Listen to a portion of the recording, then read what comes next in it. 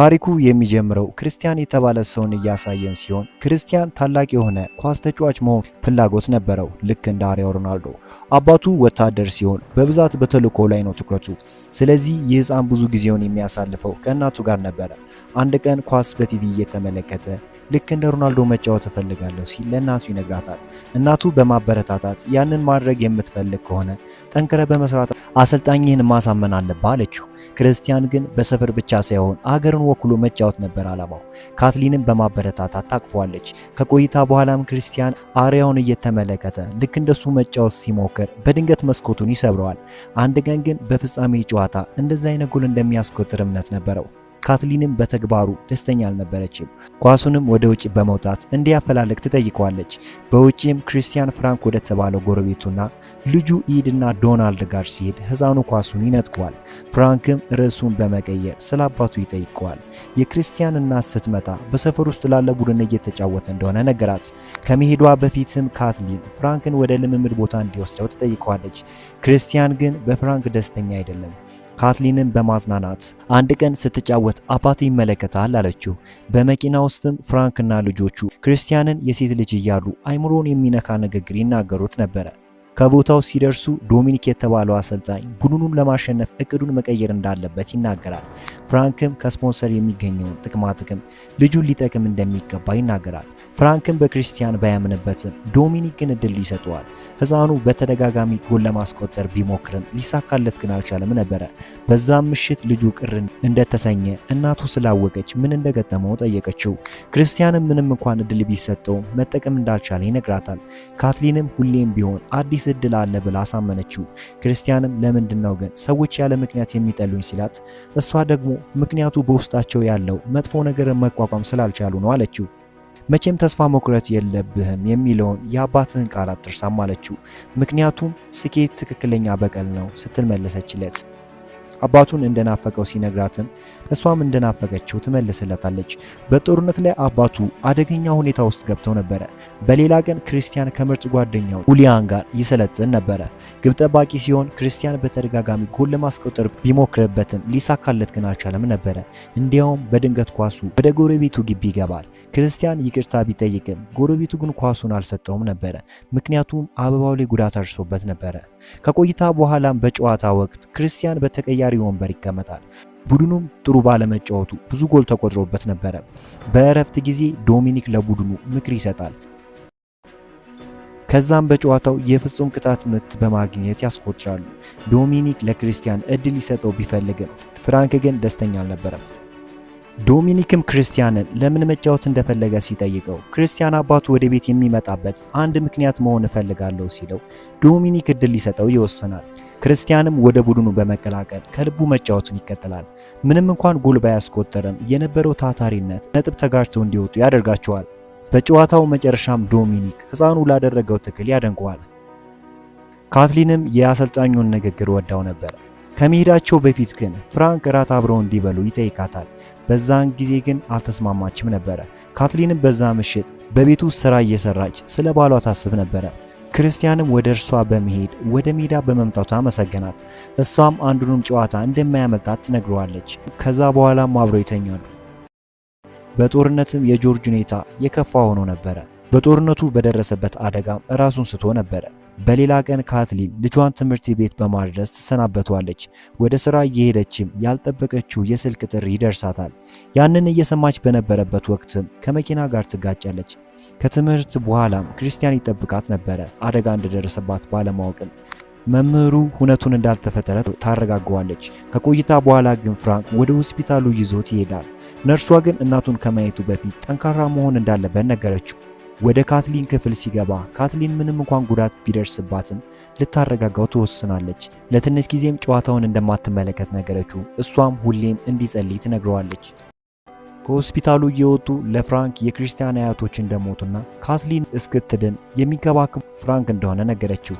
በዛም ምሽት ፍራንክ ወደ አንድ ቦታ በመውሰድ በነጋታው አዲስ ጫማ እንደሚገዛለት ቃል ገባለት። ክርስቲያን ግን እናቱን ብቻ እንደሚፈልግ እያለቀሰ ይናገር ነበረ። ፍራንክም ወደ መኝታ እንዲሄድ ይነግረዋል።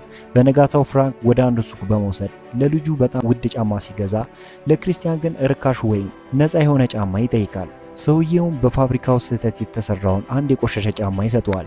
ክርስቲያንም በመጀመሪያ ቢከፋውም አማራጭ ስለሌለው ግን ይቀበላል። በልምምድ ወቅትም ፍራንክ በክርስቲያን ላይ ያሾፍበት ነበረ። ዶሚኒክም ሁሌም ቢሆን ሕፃኑን እንዳበረታታው ነው። ፍራንክ ወደ ዶሚኒክ በመጠጋት ስለ ስፖንሰርሺፑ ገንዘብ በተደጋጋሚ ይጠይቀዋል። ፍራንክ ታዲያ በልምምድ ወቅት ጎል በማስቆጠር ሁሉንም ያስገርማቸዋል። ከቆይታ በኋላ ውድ ጓደኛው ሁሊያን በማድነቅ እናቱ እንደሚሻላት ይነግረዋል። በዛን ቀን ክርስቲያን በቤት ውስጥ ልምምድ ሲያደርግ ሙከራዎቹ ሁሉ ወደ ጎል ይቀየሩ ነበረ። ጎረቤት እየረበሸም ስለነበር ቢቆጣውም ክርስቲያን አባቱ ስለሌለ ብቻውን እንደሚለማመድ ነገረው። ምንም እንኳን ቤርት የተባለው ጎረቤቱ ኳስ ባይወድም እንዴት አድርጎ ሳይረበሽ መለማመድ እንደሚችል ይነግረዋል። በሌላ በኩል በሆስፒታል ካትሊን ሜሪ የተባለችው ነርስ ትንከባከባት ነበረ። ለእርሷም በመጥፎ ጊዜ እንኳን ፈገግታሽ ከህፃኑ ካልተለየ ጥንካሬ ይሰጠዋል አለቻት። በሌላ ቀን ታዲያ የዶሚኒክ ቡድን እየተመራ ነበረ። ክርስቲያንም ተቀያሪ ወንበር ላይ ነበረ። ዶሚኒክም በእረፍት ጊዜ ይህንን ጨዋታ ከተሸነፍን ከፍጻሜ ውጪ እንደሚሆኑ ነገራቸው። ዶሚኒክም ክርስቲያን በሁለተኛው አጋማሽ ሊቀይረው ይወስናል። ፍራንክ ጫና ውስጥ እንዲገባ ያደርገዋል ቢለውም ዶሚኒክ ግን እንዲያውም አይምሮ እረፍት ያገኛል አለው። ፍራንክም ቡድኑ ላይ ኢንቨስት ያደረገውን ገንዘብ መመለሻ 30 ቀን ይሰጠዋል። ዶሚኒክም በዚህ ተስማማ። ወደ ጨዋታው ከመግባቱ በፊትም ፍራንክ ምን አይነት ባህሪ ያለው ሰው ነው ሲል ጁሊያን ይጠይቀዋል። ክርስቲያንም ፍራንክ ከእናቴ አደጋ በኋላ ባህሪው ተቀይሯል ሲል መለሰለት። ጨዋታውም ይቀጥላል። ክርስቲያንም በጨዋታው የደመቀ ሲሆን 2 ጎሎችን በማስቆጠር ቡድኑ ጥሎ ማለፉን እንዲያልፍ ያደርጋል። በዛን ቀን ዘጋቢዎች ሁሉ በክርስቲያን ብቃት ተገርመው ነበረ። ክርስቲያንም እናቱን እንዲያገኝ ፍላጎት ቢኖረውም ፍራንክ ግን አልፈቀደለትም። በዛም ምሽት ፍራንክ በድብቅ የህፃኑን ጫማ ለመስረቅ ቢሞክርም ህፃኑ በመንቃቱ ድርጊቱን ለመፈጸም አልተሳካለትም ነበረ። የመጣውን ቤቱን ለማጽዳት እንደሆነ በመናገር ይሄዳል። በዛን ቀንም ታዲያ ዜናው ሁሉ ስለ ቡድኑ ቀጣይ ውድድር ማለፍ ነበረ። በዛን ቀንም ዶሚኒክ ሚች ወደ ተባለ የዩኤስ ብሔራዊ ቡድን መልማይ ጨዋታውን እንዲከታተል አሳወቀ። ሚችም በዚህ ይስማማል። ፍራንክም ክርስቲያንን በርገር እንዲበሉ ቢጠይቀውም ክርስቲያን ግን አልተስማማም። ምክንያቱም እናቱን ናፍቋት ነበረ። ፍራንክም በግድ እንዲበላ ያስገድዷል። በሌላ በኩል ካትሊን በቲቪ በወታደሮች መካከል የተፈጠረውን ነገር ትሰማ ነበረ። ሜሪም ቲቪውን በድንገት ትዘጋባታለች። ካትሊንም ባሏን እንደናፈቀችና ቀኑን እየተጠባበቀች እንደሆነ ነገረቻት። ሜሪም አንድ ጋዜጣ ለካትሊን ትሰጣታለች። በፊት ለፊት ገጹም ክርስቲያን ነበረበት። በጣም ተደስታ ወደ ልጇ ብትደውልም ፍራንክ ግን ስልኩን አላነሳላትም ነበረ። በሌላ ግጥሚያ ዶሚኒክ ለቡድኑ አነቃቂ የሆነ ንግግር ይናገራል። እንደዛም ሆኖ ግን ወዲያው ጎል ያስተናግዳሉ። ከረፍት በኋላ አዲስ እቅድ ይሰጣቸዋል። ክርስቲያንም በቡድኑ ውስጥ ነበረ። በዛን ጊዜ መልማዩ ከቦታው ይደርሳል። 1-0 እየተመሩ ሲሆን 30 ደቂቃ ብቻ ነበረ ጨዋታው ለማለቅ የቀረው። ሰውየው ማንን መመልከት እንዳለበት ሲጠይቀው ዶሚኒክ እጁን ወደ ክርስቲያን ይጠቁማል። ሚችም ጨዋታ አቋርጦ እንደመጣና የክርስቲያን አጨዋወት ከተመቸው ብቻ እንደሚመለመለው ይነግረዋል። ከትንሽ ጊዜ በኋላ ታዲያ በሚገርም ሁኔታ ክርስቲያን አስገራሚ ጎል አስቆጠረ። በሜዳው ያሉ ሰዎች ሁሉም ያጨበጭቡለታል። በሁኔታው ያረካው ክርስቲያን በርካታ ተጫዋቾቹን በማለፍ አስገራሚ ጎልን ያስቆጥራል።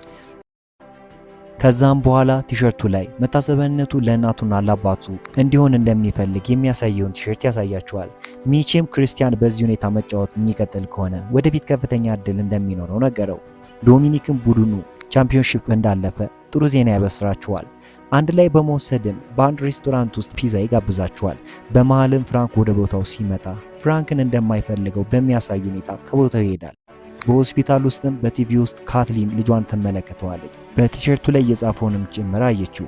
ካትሊንም በነገሩ በጣም ስሜታዊ ትሆናለች። ደጋግማ ብትደውልም ፍራንክ ግን ስልኩን ያነሳው ነበረ። ክርስቲያንም ልምምዱን ይቀጥላል። ያንን ጫማ በማድረግም አንድ ኳስ እንኳን ሳይስት ያስቆጥር ነበረ። ሌላ ጫማ በማድረግ ጎል ለማስቆጠር ቢሞክርም አንድ ጎል እንኳን ማስቆጠር ይከብደዋል። ክርስቲያንም ሳያየው ከአንድ ቦታ ሆኖ ፍራንክ ይመለከተው ነበረ። በሌላ ቀንም በጨዋታ ወቅት ተቃራኒው ክለብ ጎል ያስቆጥራል። ከዛ ክርስቲያን በተደጋጋሚ 2 ጎሎችን ያስቆጥራል። ለቡድኑም 2 ድሎችን እንዲያስመዘግብ ይረዳዋል። ፍራንክ ግን ሁሉም የመጣው በጫማው እንደሆነ አውቆ ነበረ። በከፍተኛ ሁኔታም ይበሳጫል። ቀኖች በሄዱ ቁጥር የክርስቲያን ፊት በሚዲያው ላይ ተደጋግሞ ይታይ ነበረ። ኖርዘርን ስታር የተባለው ቡድን ለመጀመሪያ ጊዜ ወደ ፍጻሜ እንዲያልፍ አደረገ። አንድ ቀን ካትሊን ስትደውል ክርስቲያን ስልኩን ሊያነሳ ሲል ፍራንክ ይነጥቀውና ያነሳዋል። ካትሊንም ከልጇ ጋር እንድታወራ ብትጠይቀውም ፍራንክ ግን የፍጻሜ ጨዋታ ስለደረሰ ከእርሱ ጋር ማውራት ጫና ውስጥ ያስገባዋል አላት። ካትሊንም ልጇን እንደምትወደውና እንደናፈቀችው ንገርልኝ ትለዋለች። በመሃል ግን ክርስቲያን ከእናቱ ጋር ማውራት እንደሚፈልግ ይነግረዋል። ፍራንክ ግን ሁኔታውን በመደበቅ ድምፁም የሌሎች ሕፃናት ድምፅ ነው በማለት ይዋሻታል። ክርስቲያን ደግሞ ሲጠይቀው ፍራንክ ስልኩን በመዝጋት ላደረግኩልህ ሁሉ ነገር ይህን ወይ ምላሹ አለው። ወደ ውጭ አውጥቶ እንደሚጥለውም አስፈራራው። በሌላ በኩል በቤተ መንግስት ፕሬዝዳንቱ ከማርጂና ረዳቷ ጋር በመሆን የክርስቲያንን ታሪክ እንዲቀርብለት ጠየቀ። እሷ ምንም እንኳን በጦርነት አባቱን ቢያጣም እናቱም ሕይወቱ አደጋ ውስጥ ቢሆንም ቡድኑን ለመጀመሪያ ጊዜ ወደ ፍጻሜ እንዳሳለፈው ነገረችው። በዚህም ጆርጅ በፍጻሜው ጨዋታ እንዲገኝ ያዛል። በፍጻሜው ቀንም ማርጂ ካትሊንን በሆስፒታል በመሄድ ታገኛታለች። ከቆይታ በኋላም ፕሬዝዳንቱ የክርስቲያንን ታሪክ ብዙ ሕዝብ በተሰበሰበበት ያወራል። በዛን ቀን ግን ጆርጅ በሕይወት እንደተረፈ ለሁሉም ይናገራል። ይህንን ስትመለከት ካትሊን በጣም ተደሰተች። በሜሪ እገዛም ከሆስፒታሉ መውጣት ችላ ነበረ። በሌላ በኩል ክርስቲያን ዝግጅቱን በምድር ቤቱ ጨርሶ ነበረ። በሚያሳዝን ሁኔታ ግን ፍራንክ ቆልፎበታል። በስታዲየም ውስጥም ቡድኑ የደረሰ ሲሆን ግጥሚያውም ለመጀመር ተቃርቦ ነበረ። ዶሚኒክ በሁኔታው በጣም ብስጭት ውስጥ ይገባል። ክርስቲያንም እርዳታ ይጠይቅ ነበረ። ውሻውም ይህንን ስላወቀ ጎረቤቱን ይጠቁመዋል። ቤርት ሲመለከተው ሕፃኑ እንዲረዳው ይጠይቀዋል። በመጀመሪያ ቢያቅማማም አንድ ልቡን የሚነካ ጽሑፍ ሲያሳየው ልቡ ተነክቶ ቤርት እንዲወጣ ረዳው። በስታዲየም ውስጥም ፍራንክ ከቦታው ሲደርስ ጨዋታው ሲጀምር ተቃርቦ ነበር። ዶሚኒክ ሲጠይቀውም ፍራንክ ልጁ እንዳመመውና መድኃኒት እንደሰጠውም ነገረው። ዶሚኒክም ክርስቲያን ፍጻሜው እንዳመለጠው አስቦ ነበረ። ቤርት ሕፃኑን እንዲወጣ ከረዳው በኋላ ደህና መሆኑን ሲጠይቀው ፍራንክ አስቦበት ይህንን እንዳደረገ ነገረው። ቤርትም ወደ ጋራጁ ይዞት ሲሄድ በውስጡ የተመለከተ ዋንጫ አስገረመው። ምክንያቱም ሁሌም ኳስ እንደማይወድ ይነግረው ነበረ። ቤርትም ከዚህ በፊት ጎበዝ ተጫዋች እንደሆነ ነገረው። ሁሉም ነገር የተበላሸው ግን ከገጠመው አደጋ በኋላ እንደሆነ ይነግረዋል። ክርስቲያንን ሲመለከት ግን ስሜቱ እንደገና እንደተቀሰቀሰ ነገረው። ወደ መኪናውም ያስገባዋል።